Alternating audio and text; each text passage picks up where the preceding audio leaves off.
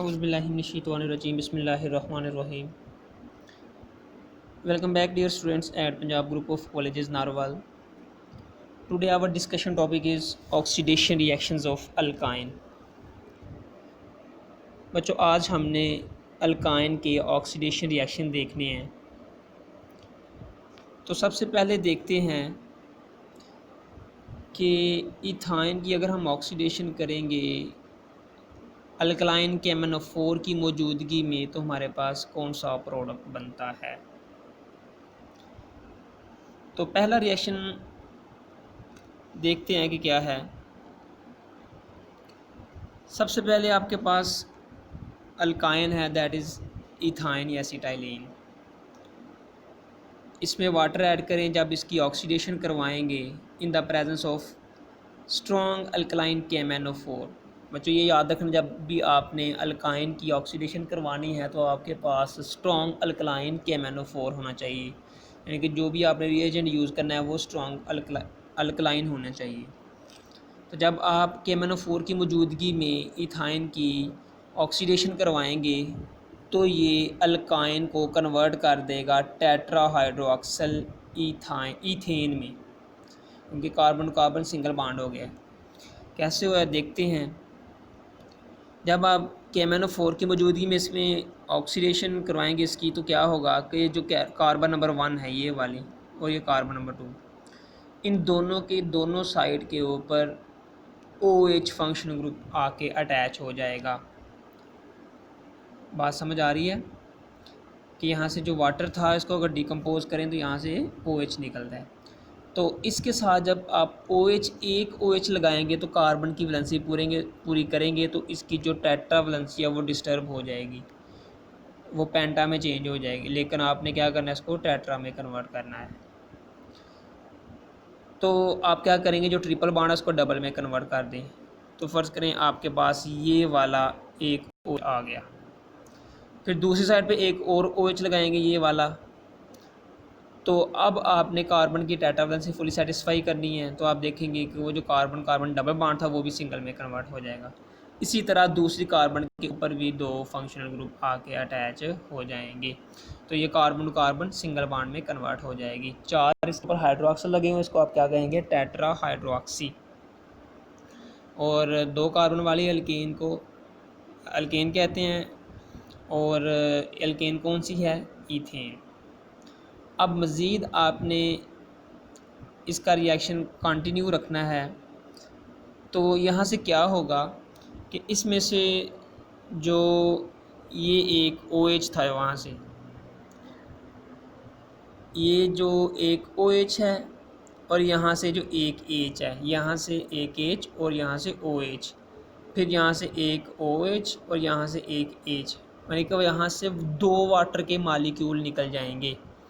यहाँ से 2 वाटर के मालिक्यूल निकलेंगे, तो ये हमने शो कर दिए कि ये 2 वाटर के मालिक्यूल हैं। बाकी जो बचता उसको उसी तरह लिख लो। बाकी आपके पास CH बचा था, सिंगल बॉन्ड CH। अब ऑक्सीजन सिंगल बॉन्ड के साथ अटैच थी, जब कार्बन की टेट्रा वैलेंसी फुली सेटिस्फाई करोगे तो वो फुली सेटिस्फाई नहीं होगी। तो आप लोगों को पता है कि कार्बन ने ऑक्सीजन के साथ डबल बॉन्ड बनाया होता है। तो इस तरह जब आप कार्बन का ऑक्सीजन के साथ डबल बॉन्ड बनाएंगे तो आपके पास आ जाएगा ग्लाइऑक्सल। किसकी प्रिपरेशन होगी, यहाँ ग्लाइऑक्सल की। अब मज़ीद इसकी ऑक्सीडेशन करवाएं, और इस ऑक्सीडेशन करवाने से पहले एक बात और सुन लें। अगर बच्चों एक कार्बन के ऊपर 2 सेम फंक्शनल ग्रुप आके अटैच हो जाएं तो उस कार्बन को आप कहेंगे जेमिनल कार्बन। बात दोबारा सुनो, अगर एक ही कार्बन के ऊपर 2 सेम फंक्शनल ग्रुप अटैच होंगे उसको आप जेमिनल कार्बन का नाम देंगे। तो यहाँ आप देख रहे हैं कि 2 कार्बन एडजेसेंट कार्बन, दोनों के ऊपर 2 सेम ग्रुप लगे हुए हैं, इसको आप क्या कहोगे फिर, जेमिनल कार्बन। ये आपने याद रखना जेमिनल कार्बन क्या होती है। उसके बाद इधर आ जाएंगे ग्लाइऑक्सिल की, दोबारा से ऑक्सीडेशन करवाएं द प्रेजेंस ऑफ KMnO4। तो फिर क्या होगा, यहाँ से जो O था, ऑक्सीजन था, ये डबल बॉन्ड के साथ ही अटैच है जिस तरह पहले था। अब यहाँ ये जो H है, इस ऑक्सीजन के साथ बॉन्ड बना के यानी कि H से वो OH में कन्वर्ट हो जाएगा। या फिर ऐसे कह लें जब इसकी ग्लाइऑक्सिल की ऑक्सीडेशन करवाएंगे तो वो ग्लाइऑक्सिल से ऑक्सैलिक एसिड में कन्वर्ट हो जाएगा। ये सिंपल आपने मैट्रिक में भी किया था कि आपने अल्काइंस के रिएक्शन में पढ़ा था कि जब हमने इसके ऑक्सीडेशन करवाई थी तो आपके पास जो एंड वाला प्रोडक्ट था वो ऑक्सैलिक एसिड बना था। तो इसकी ऑक्सीडेशन आपने याद रखनी है। यहाँ से बस एक पॉइंट याद रखने वाला जो आपके लिए नया है वो है जैमिनल कार्बन वाला। उसके बाद दूसरा इसका पार्ट है कंबस्शन। तो कंबस्शन भी आपने पढ़ा हुआ है कि जब आप अल्काइन को जलाएंगे, बर्न करेंगे in the presence of air और ऑक्सीजन, तो वहाँ से कार्बन डाइऑक्साइड गैस बनेगी, वाटर मालिक्यूल बनेगा और साथ हीट निकलेगी। और इसके रिज़ल्ट में एसिटाइलिन है या ऑक्सी एसिटाइलिन का जो फ्लेम है, ये जो हीट वगैरह निकल रही है, इसको किस मकसद के लिए यूज़ करेंगे? Welding and cutting of metals, यानी कि वेल्डिंग के काम के लिए या फिर मेटल्स को कट करने के लिए आप इसको यूज़ करेंगे। तो कंबस्शन में आपने पहले भी कहा था कि अगर हम अल्कीन या अल्काइन को बर्न करेंगे in the presence of air तो आपके पास कार्बन डाइऑक्साइड गैस बनेगी और वाटर बनेगा और साथ हीट निकलेगी। तो इसको आप कहते थे कि ये हाईली एक्जोथर्मिक रिएक्शन है। अगर आपने एक बात और पढ़ी हो, लेकिन पढ़ी ज़रूर होगी, याद हो, तो आपने कहा था कि अगर ऑक्सीजन आप लिमिटेड अमाउंट में देंगे तो आपके पास कार्बन मोनोऑक्साइड बनेगी और अगर आप एक्सेस अमाउंट में देंगे तो फिर कार्बन डाइऑक्साइड गैस बनेगी। ये आपने याद रखनी है। तो ये देखिए आपके पास अल्काइन है, इसमें आप ऑक्सीजन ऐड करेंगे तो आपके पास कार्बन डाइऑक्साइड, उसके बाद वाटर बना था, फिर साथ हीट बनी थी या हीट यहाँ से इवाल्व हुई थी। उसके बाद ऑप्शन नंबर सी है पॉलीमराइजेशन। पॉलीमराइजेशन क्या होता है कि जब छोटे छोटे मोनोमर आपस में मिलते हैं तो एक बड़ा मालिक्यूल बना देते हैं जिसको आप पॉलीमर कहते हैं और इस प्रोसेस को किसका नाम दे देते हो? पॉलीमराइजेशन का। अब पॉलीमराइजेशन से बच्चों लीनियर कंपाउंड भी बनते हैं और साइक्लिक कंपाउंड भी बनते हैं। ये डिपेंड करता है कि आपने टेम्परेचर और कैटलिस्ट कौन सा यूज़ किया है, कि टेम्परेचर कितना यूज़ किया है और कैटलिस्ट कौन सा यूज़ किया है। तो हम इसमें दोनों देखेंगे कि लीनियर कंपाउंड कैसे बनते थे और क्या टेम्परेचर या कैटलिस्ट यूज़ करें तो हमारे पास साइक्लिक कंपाउंड बनेंगे। तो उसके लिए हम पॉइंट नंबर 1 देखेंगे, conversion of acetylene to divinyl acetylene. इसमें हमारे पास जो एसिटाइलिन होगी उससे हमारे पास पहले विनाइल एसिटाइलिन बनेगी, फिर उसके बाद जब हम उसमें दोबारा एसिटाइलिन को ऐड करेंगे in the presence of cuprous chloride, फिर आपके पास बनेगा डाइविनाइल एसिटाइलिन। तो देखते हैं किस तरह ये रिएक्शन होता है। तो सबसे पहले आपके पास ये अल्काइन है, इसमें आपने एसिटाइलिन ऐड करना है। तो आप कह सकते हैं कि when acetylene is pass through the acidic solution of cuprous chloride, यानी कि आपने इस रिएक्शन के लिए कंडीशन क्या सेटिस्फाई करती है कि यहाँ आपने क्यूप्रस क्लोराइड को यूज़ करना है और अमोनियम क्लोराइड को भी। यहाँ आपने क्या क्या यूज़ करना है? Acidic solution of cuprous chloride and ammonium chloride. और फिर इसको रूम टेम्परेचर पे कई घंटों तक इस रिएक्शन को होने देना है, तब जाके आपके पास विनाइल एसिटाइलिन बनेगी। तो पहला रिएक्शन देखिए, इसमें क्या हुआ है कि ये जो आपने अल्काइन ऐड की है, यहाँ से जो H है, यहाँ से कार्बन से इसका बॉन्ड ब्रेक हो जाएगा यहाँ से, तो ये जो हाइड्रोजन है वो इस कार्बन के पास चली जाएगी, तो ये CH से किस में कन्वर्ट हो जाएगा? CH2 में। और जो दूसरी कार्बन बची है वो दूसरी के साथ बॉन्ड बना लेगी, सिंगल बॉन्ड। तो आप नेक्स्ट प्रोडक्ट में देख सकते हैं कि किस तरह उसने हाइड्रोजन यहाँ से दे के कार्बन के साथ बॉन्ड बना लिया ताकि उसकी जो टेट्रावलेंसी है वो फुली सेटिस्फाई हो जाए। तो इस तरह अगर आपको नॉमेनक्लेचर याद हो तो इसका नाम हो गया 1 ब्यूटीन 3 आयन। क्या नाम है इसका?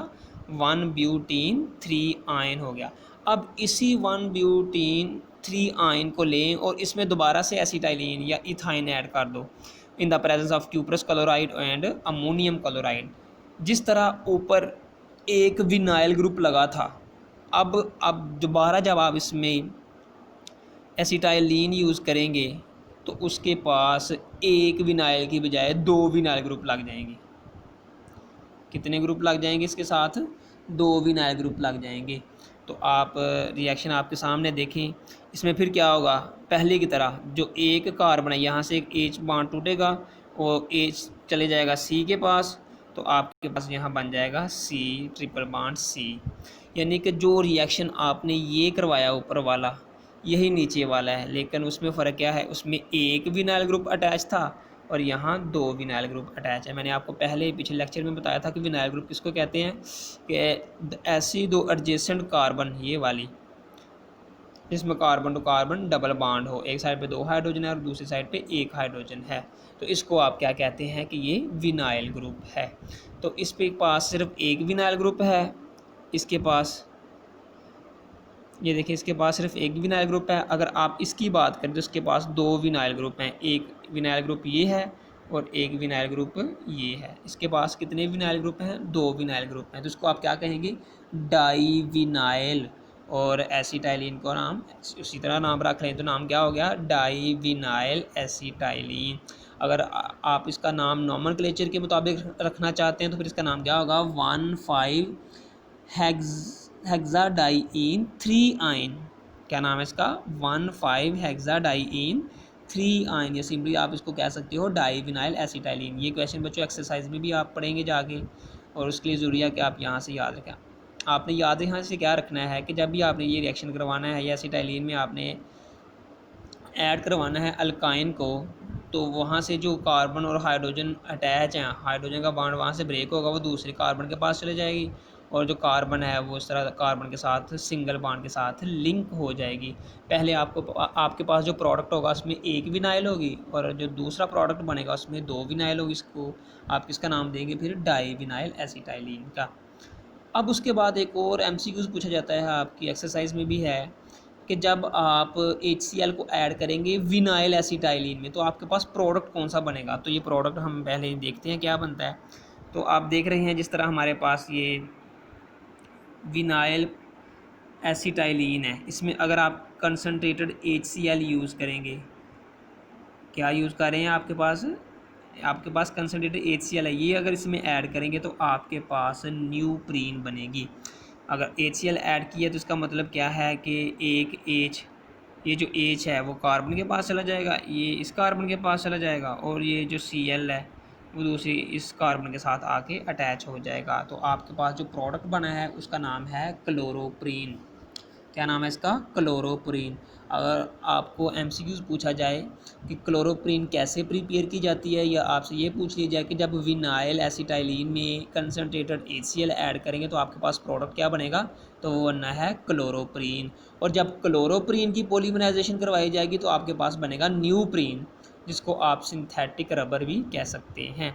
ये रिएक्शन दोबारा से देख लें, आपके पास विनाइल एसिटाइलिन है, उसमें आपने कंसनट्रेटेड HCl ऐड किया है। जब ऐड करेंगे तो एक कार्बन के पास H चला जाएगा, दूसरी कार्बन के पास Cl चला जाएगा, तो जिसके पास H और Cl गया है उसमें कार्बन की टेट्रा वैलेंसी भी आपने फुली सेटिस्फाई कर लेनी है। अगर उसके बॉन्ड ज़्यादा तो बॉन्ड कम कर लें, ये ट्रिपल बॉन्ड डबल में कन्वर्ट हो जाएगा। तो इसको आप किसका नाम दोगे, इसका नाम है क्लोरोप्रीन।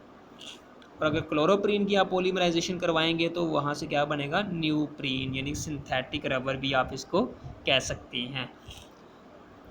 पॉलीमराइजेशन का एक आपने पार्ट पढ़ लिया जिसमें आपने कहा है कि हमारे पास लीनियर कंपाउंड बनते हैं।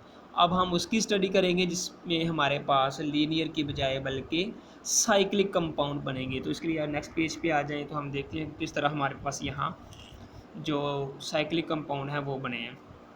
अब ये बहुत इंपॉर्टेंट शॉर्ट क्वेश्चन पूछा जाता है पेपर में, how do you prepare benzene from acetylene या अल्काइन।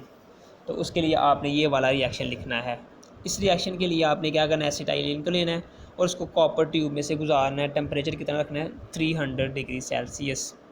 और जब इसकी पॉलीमराइजेशन होगी तो बेंजीन प्रिपेयर हो जाएगी। तो इसके लिए आप ज़रूरी नहीं कि सिर्फ यही जो मैंने सामने फार्मूला लिखा हो यही लिखें, इसके लिए आप ये भी फार्मूला लिख सकते हैं, 3HC ट्रिपल बॉन्ड CH। अगर आप ये भी ले लेंगे, इसकी भी अगर आप पॉलीमराइजेशन करवाएं the presence of 300 degree Celsius और कॉपर ट्यूब में से इसको गुजारेंगे तो भी आपके पास बेंजीन ही बनेगी। अगर इसी रिएक्शन को मैं थोड़ा सा ओपन करके लिखूं तो इस तरह लिखूंगा कि ये जो आपके पास कार्बन है इसको आप 3, यानी कि आपके पास इथाइन 3 है ना, तो 3 को इस तरह आप अरेंज कर सकते हैं जिस तरह ये अरेंज किए हुए हैं। तो यहाँ से होगा क्या, ये जो carbon to carbon triple bond है, जब इस अल्काइन को आप 300 डिग्री सेल्सियस पे इसको रिएक्शन को करवाएंगे, क्यूप्रस या कॉपर ट्यूब में से जब इसको आप गुजारेंगे तो इसके जो carbon to carbon triple bond है ये ब्रेक डाउन होकर carbon to carbon double bond में कन्वर्ट हो जाएगी।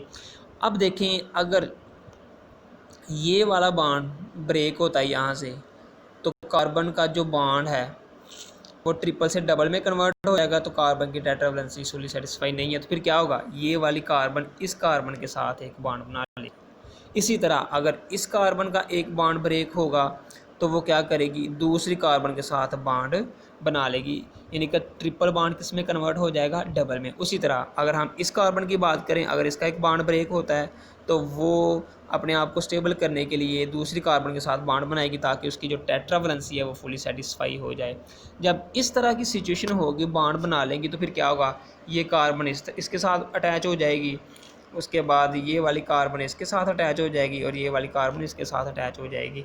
तो इस तरह आपके पास 6 कॉर्नर बन जाएंगे और इस तरह का एक न्यू स्ट्रक्चर आ जाएगा, that is known as benzene. अब इसमें होगा क्या, एक डबल बॉन्ड है तो उसके आगे वाला सिंगल बॉन्ड होगा, फिर डबल बॉन्ड है, फिर सिंगल। ये आप तस्वीर में देख सकते हैं कि किस तरह एक डबल बॉन्ड था और एक सिंगल बॉन्ड था, यानी कि ये जब एक बॉन्ड टूटा तो डबल बॉन्ड, उसके बाद वाला सिंगल बॉन्ड कार्बन इस कार्बन के साथ, फिर डबल बॉन्ड, फिर दूसरी कार्बन के साथ सिंगल बॉन्ड, फिर डबल बॉन्ड, फिर दूसरी कार्बन के साथ सिंगल बॉन्ड। इस तरह आपके पास 6 कॉर्नर हो जाएंगे, एक ये है, एक ये, एक ये और ये। तो इसको आप किसका नाम दोगे, क्या है, बेंजीन। अब बात ये होती है कि हमने डबल बॉन्ड की लोकेशन कहाँ शो करनी है। अगर आप इसके मुताबिक चलें तो डबल बॉन्ड की लोकेशन यहाँ बनती है, तो आप इस कन्फ्यूजन से बचने के लिए उसके बेंजीन के सेंटर में ना एक सर्कल बना देते हैं। सर्कल का मतलब क्या है कि इसमें डबल बॉन्ड की लोकेशन कहीं भी हो सकती है, लेकिन ये याद होना चाहिए कि जहाँ डबल बॉन्ड आता है उसके नेक्स्ट आगे सिंगल बॉन्ड आना है, यानी कि इसमें अल्टरनेशन होनी है पाई इलेक्ट्रॉन की या डबल एंड सिंगल बॉन्ड की, यानी कि एक डबल बॉन्ड फिर सिंगल बॉन्ड फिर डबल बॉन्ड फिर सिंगल बॉन्ड। इस तरह आपके पास बेंजीन प्रिपेयर हो जाएगी। तो इस तरह conversion of acetylene into benzene आप इजीली कर सकते हैं। ये 2 नंबर का शॉर्ट क्वेश्चन पूछा जाता है पेपर में, बहुत ईजी है, इसको जहन में रखना है। आज का हमारा जो टॉपिक था वो कंप्लीट हुआ, उसमें हमने अल्काइन की जो ऑक्सीडेशन करवानी थी वो की हमने। I really wish you people get something from here and thank you for this time.